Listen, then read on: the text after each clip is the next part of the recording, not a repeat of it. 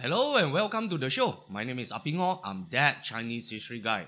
Here we share the stories from the myths, legends and histories of the Chinese people. More than 6,000 years of stories, one video at a time. And if you like stories like this, remember to like, sub, comment and share. Now in this episode of the Shang Dynasty, the 20th episode, we are going to talk about the last king of the Shang Dynasty, a tyrant that's so cruel that his name is used as the term to describe all future tyrants throughout Chinese history. Idioms were constructed using his name to illustrate how evil or cruel a person is. Now, no name is as reviled and as cursed throughout Chinese history as the name Zhou Wang or King Zhou of the Shang Dynasty.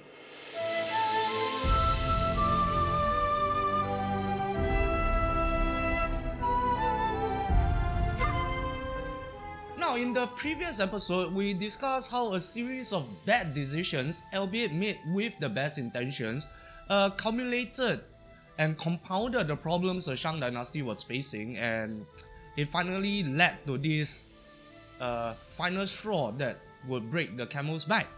Now, Di Yi, whom we spoke about in the last episode, was on the Shang throne for 26 years before passing away, and he was succeeded by his named heir, or his younger son, Di Xin, who actually is more commonly known today by his posthumous title, King Zhou of the Shang, or Zhou Wang. Now, although King Zhou was regarded by most people today as the epitome of tyranny and the definition of cruelty and evilness, his early years on the throne were, actually told a very different story. Now, when he got on the throne at a relatively young age, his early governing principles were focused on, further societal reforms and streamlining the Shang court system and increasing the efficiency and the productivity values of the kingdom's economy, and also a further distancing of the governing bodies from the religious class. Now, in fact, King Zhou went so far as to doing away with heavenly worships or heaven worship ceremonies, which were actually core to a Shang sovereign's duties. Now, no human sacrifices were actually made in the early days of King Zhou's reign, and he was known to be extremely receptive to new ideas that would improve the kingdom. Now, to carry out all his reforms and restructuring of the government, King Zhou moved the capital to the land of Mo, which is in today's Qi County in Henan, and he renamed the capital Zhaoge. Now, this was done, with similar reasons to many of his predecessors who moved the capital. He moved the capital so that his reforms and his plans could be carried out, away from the interference and obstruction of opposing factions in the Shang court. I mean, let's put it this way, he was going to restructure the governing bodies, and he was going to be reshuffling the political stage. So he needed to be able to do all these things with relatively few obstructions in his ways, which would definitely come from the old noble classes which still have benefits under the old regime. Now, apart from all these reforms and restructuring focused internally with the internal affairs, King Zhou also rebuilt the Shang military, and he built weapon forges in secret bases deep in the mountains, basically to hide the kingdom's true strength from the various enemies that were surrounding them at this time. Now, the new army was only unleashed upon the land when they were sufficiently trained and equipped, and the results were especially devastating to the Yi tribes that had been the kingdom's biggest source of problems and troubles in the southeast for generations. I mean, if you've been following this series, you will know that the Shang people and the Yi people had been fighting in the southeast for more than 2 to 3 generations before this, and King Zhou actually managed to solve this problem once and for all. Now, of course, King Zhou's military campaigns were not solely aimed at the Yi people, but they were the most important ones that were carried out during his reign. So among the many military campaigns launched by King Zhou to assert the power and influence of the Shang Kingdom, he was documented as personally leading 2 major campaigns deep into Yi lands around the Huai River regions of that time. And these 2 campaigns finally finished the job that his ancestors were unable to, namely to, solve the Yi problem once and for all. Now, the first of these campaigns was launched in the 10th year of his reign. Now, it was launched partly as a counter-offensive to repel the invasion attempt by the Yi tribes. And they were able to repel the invasion and actually conquered parts of Yi lands for the Shang Kingdom. Now, the second campaign was launched around the 15th year of King Zhou's reign, and it was launched as a full-scale invasion into the Huai River region. And this invasion was a great success, and it, got rid of the Yi threat once and for all. Now, each of these campaigns lasted about a year in length and were both extremely successful, as I mentioned. And the Huai River region was fully conquered and drawn into the map of a Yellow River civilization for the first time in history. And the conquered lands were basically raided for resources, and massive numbers of these Yi people were taken as prisoners of wars or taken as slaves for the Shang Kingdom. Now, for a moment in time, it looked as if the Shang would be able to rise again, from the ashes under the rule of King Zhou. However, under all these successes and victories, there was a ticking time bomb just waiting to explode. Now, although King Zhou's reforms managed to increase the productivity and improve the economy for a time, the massive expenses incurred on his many military campaigns basically negated any advances they made on the economical front.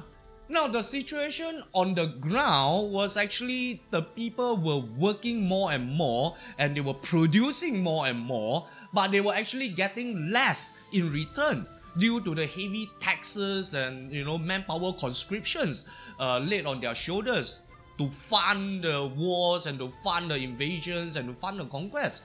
So yeah, they were working more, they were producing more, but they were actually being squeezed even more under King Zhou's reign.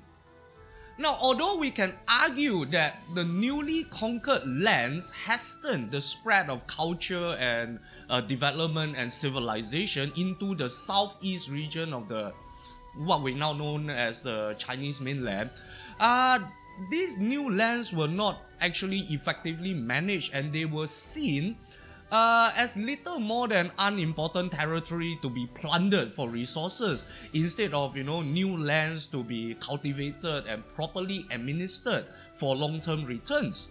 Now, the government might have raided and plundered these conquered lands for their people and their minerals and resources, but these spoils of war, these plundered resources, they were not redistributed back into society. They were hoarded by the imperial court, exclusively used to fund the ever more extravagant lifestyle of the king, who, mind you, started his reign as quite a good, diligent and focused ruler, but by now he is getting more and more extravagant, and all these successes and victories are starting to get to his head.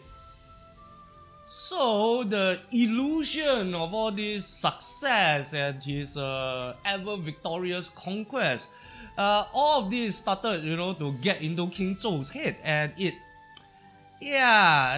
unsurprisingly, it inflated his ego to planet size, maybe universe size. Yeah, who knows? But yeah, he had an overinflated ego by this time, which resulted in his policies becoming more and more disconnected with the land and the people that he ruled over.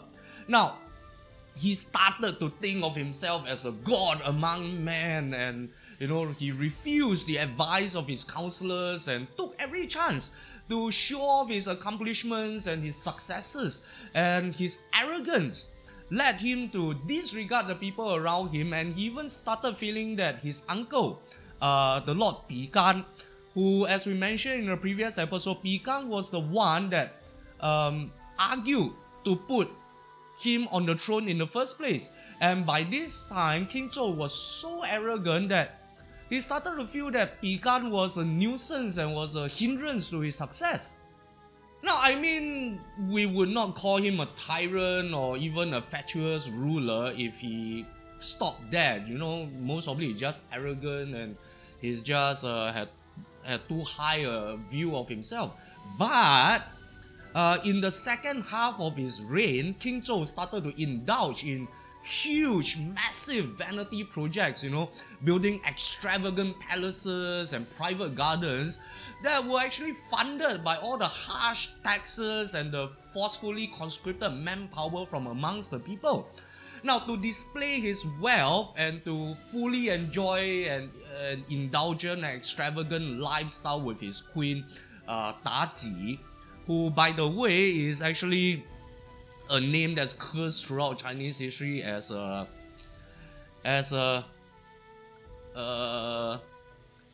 hussy and bewitching woman. So yeah, her reputation is really very bad as well among the Chinese people.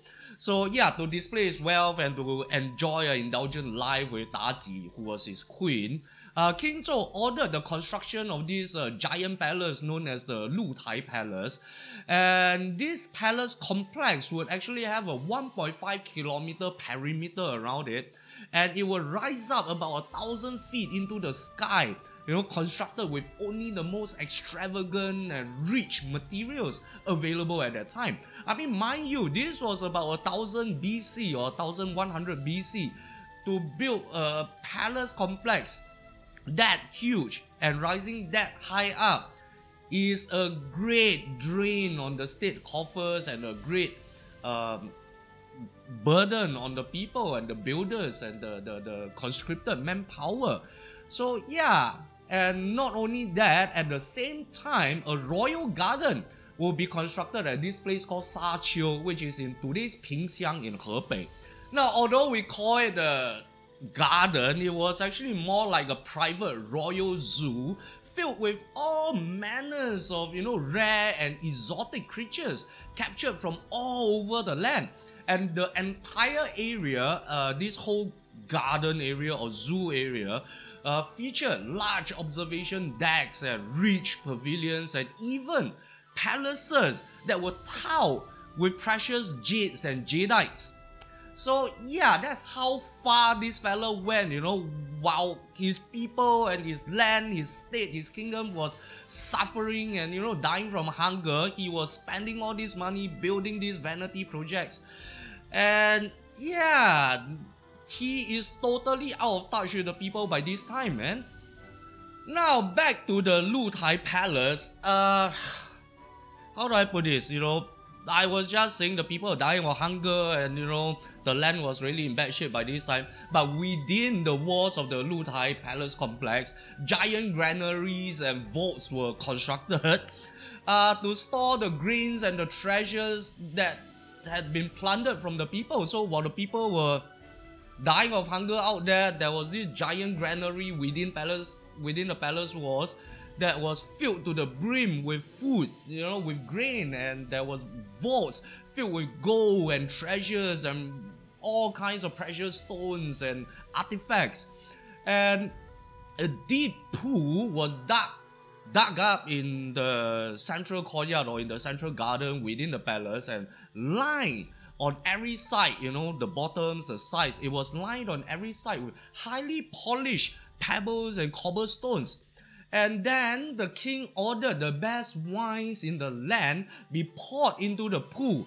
And he had meat, you know, grilled meat and barbecued meat or roasted meat hung up on all the branches of the trees in this garden. And this was known once again as the wine pool and meat forest. And nowadays when we say that, you know, this fella, you know, is enjoying a life of wine pool and meat forest, 酒池肉林. It basically means that he is extremely extravagant and he had no regard for resources and stuff like that. So yeah, it's the epitome of extravagant and indulgent life. Now, if you thought that was bad enough, nope, we are not stopping there. Why stop there when you can go further, right? Naked attendants were employed in the palace complex. Like, they were put in the palace complex just to serve the king and the queen, and they were totally naked, and their job was to fornicate. Yeah, so massive orgies would be going on at all hours of the day within Lu Tai Palace, and whenever the king or the queen felt like it, they could take any one of these attendants and to satisfy their carnal urges. I suppose that's one way to put it. So yeah, it's like a 24-hour orgy, 365 days a year in Lu Tai. Yeah, Nero or Caligula can eat their hearts out, man. They got nothing on King Zhou on this front. Trust me. You know, wine pools, meat forests, 24-hour orgies. Like, how far can you go, right? How far can you go? Can we just stop now? Nah, we will go on. So, apart from these naked attendants serving the king and the queen and satisfying their carnal urges, and their job being basically fornicating all day long, the lecturers, the famously lecherous King Zhou, also kept a personal harem of the most beautiful women in the land, and of course most of whom were taken against their wishes and forcefully put into the harem to serve the king. And when King Zhou heard that, you know, one of his vassals, the Count of Jiu, had a daughter who was a rare beauty, he had his man forcibly bring her to him and try to put her into the harem. But however, she was unwilling to serve him, no matter how he threatened her and no matter how he tortured her. So King Zhou in the end killed her in a fit of anger for refusing to bend to his will. So of course, when the young lady's father, the Count of Jiu, and his friend, the Count of found out about her death, you know, for refusing to bend to the will of the king, they were naturally, you know, really ticked off. They were really, really angry, and, you know, they admonished the king publicly and told him to his face, your disregard of human lives will cause the downfall of the kingdom and the dynasty. I mean, okay, trust me, it would take balls, you know, by this time to say that to the king in his face. So unsurprisingly, the tyrant had one of them made into stew, and the other one was roasted or grilled and made into human jerky. Yeah, not fun. Not a good way to die. Not a good idea to take off the king. And once again, of course, you would think like, okay, things can't really get worse than that, can it? Well, yeah. So as the voices of disgruntlement and dissatisfaction became louder and louder throughout the land, Queen Taji actually proposed a new form of punishment, or the more correct term would be a new form of torture. She proposed this torture, this punishment to the king to silence these voices. And thus, this torture device called a Pao Lao was invented. Now, what is a Pao Lao? Basically, this Pao Lao torture device was a giant copper cylinder covered in oil and suspended horizontally over burning coal, kind of like a roasting pit where you can turn, except on the top, instead of this skewer, is a giant copper cylinder. So what happened was that this cylinder will be covered, coated over with oil with the burning coal under it, you know, heating it up. And the subject of the torture would be ordered to walk across this cylinder barefooted. But of course, it will be extremely hot. So the heat, the heated copper would burn their feet before they were even halfway across, which would of course naturally cause them to fall from the cylinder into the open flames, into the burning coal under there, to be burnt alive. And yeah, you can imagine the screaming and the begging, and it's just not a good way to die, let's put it this way. Okay, now that is one version of one description of Pao Lao. Now another description of Pao Lao was that it's not horizontally suspended over flames, but it was actually still a copper cylinder, but is erected vertically on the ground, and the subject of the torture once again would be chained tightly to the cylinder above ground level, and in the middle of the cylinder, which would be empty, a great fire will be started in there, which basically will slowly heat up the copper, over time. And this person that was chained to the copper cylinder would slowly get cooked, grilled, roasted alive. And it's not a fast death. Once again, it's a long, slow, painful death. And they would go out kicking and screaming and begging and most probably pissing themselves. Yeah.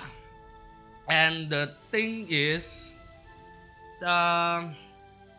both the king and queen reveled in this torture. They reveled in watching these people suffer.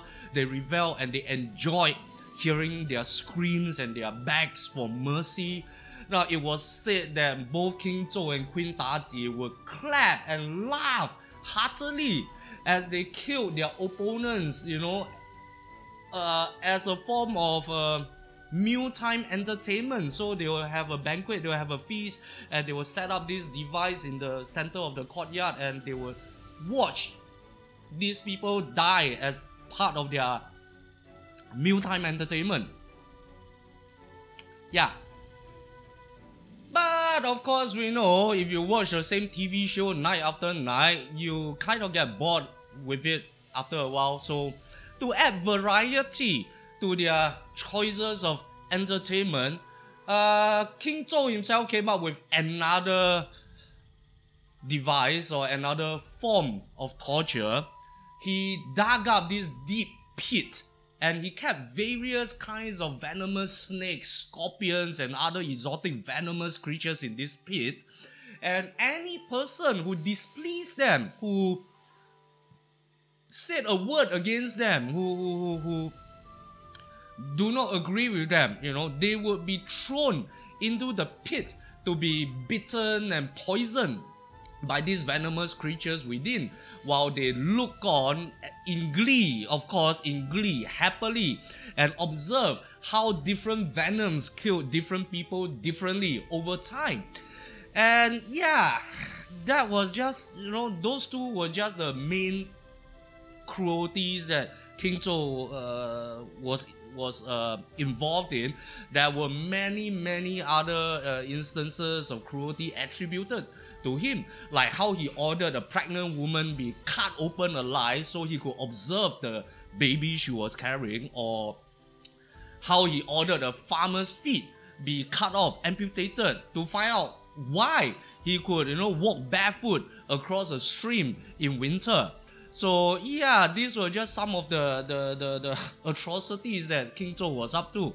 Any and all opposing voices were either put on the Pao Lao, the copper cylinder, or thrown into the venom pit, and those who actually dared to petition the king to abolish these cruel tortures and punishments, they would be met with the same fate. Oh, you want to petition against the Pao Lao? Okay, let's put you on the Pao Lao. You want to petition against the venom pit? Yeah, we'll throw you into the venom pit. Now, things got so bad that King Zhou later actually killed his own loyal uncle, Bi Gan, who he said, put him on the throne, who was responsible for putting him on the throne. He killed Bi Gan by cutting his chest open to look at the heart. you know, and he imprisoned his own uncle Jizi, who only escaped death by pretending to be mad and selling himself into slavery. His own brother Wei Ziqi had to leave the kingdom, escape from the kingdom in fear with the royal family's worship implements and instruments, after failing repeatedly to advise the king against his cruelty. So yeah, it got to the point where his family left him, people were against him, and he was still reveling in his own warped and twisted world. I don't know, man. Is this guy even in the right frame of mind by this time? Who knows, right? So things finally boiled over, and the Zhou people, remember them? The Duchy of Zhou, now under the leadership of Liu Jifa, staged a rebellion against the Shang Dynasty. And with most of the vassal states and capable officials having already defected to the Zhou by this time, the Shang army was completely destroyed in one single battle. And rather than face the humiliation of being captured alive, King Zhou actually escaped back to the Lutai palace, and dressed himself in full royal regalia and set himself on fire. He died by self-immolation, you know, and his justification is that, you know, rather than being captured, he would fulfill his heavenly destiny as king of the realm. He was born royalty and he would die royalty. He would not fall into enemy hands. But the thing is, when the Liu Jifa and the Zhou forces finally made their way into Lutai Palace, they found the burnt remains of the late Tyrant. And what happened was that he had King Zhou's head cut off and hung up on this flagpole, long flagpole, with a white flag at the top. He had this King Zhou's decapitated head hung on top of it, together with the heads of two of his queens on the red flags. And so yeah, three heads, decapitated heads, hung on long flagpoles with flags. Yeah, one white, two red. And these three heads were offered up as sacrifices to the Zhou ancestors to mark the beginning of the new Zhou dynasty. And ladies and gentlemen, you beautiful people out there, this was circa the year 1046 BCE. Now, that was the most commonly accepted and known version of events regarding Zhou Wang or King Zhou of the Shang Dynasty.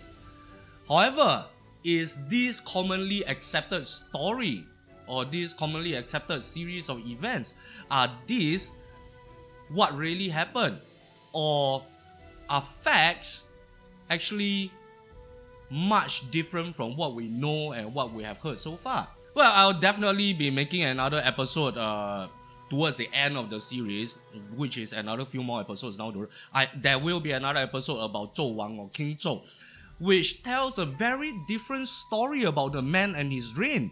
And we would discuss why King Zhou was recorded in this way and why do we remember him as a tyrant.